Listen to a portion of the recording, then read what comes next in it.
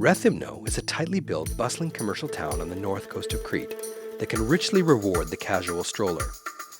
Casual, and that's the operative word in Crete. You can, indeed, and are expected to, take your time about such things.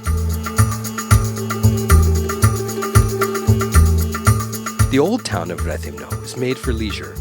It starts just north of the main commercial high street and extends to the great Fortezza Castle on the seafront. Within a square mile or two, you are taken straight back to the Venetian era. Somehow, every stroll through Rethymno Old Town steers you to the Rimondi fountain, built in 1628 and gushing fresh water ever since. You probably won't resist the temptation to be photographed in front of its old marble columns and fountain mouths, with their surrounding Renaissance-type architecture lending an air of authenticity to your experience. A short climb up a steep street brings you to the entrance of the Fortezza, which offers a stunning view of the Aegean Sea.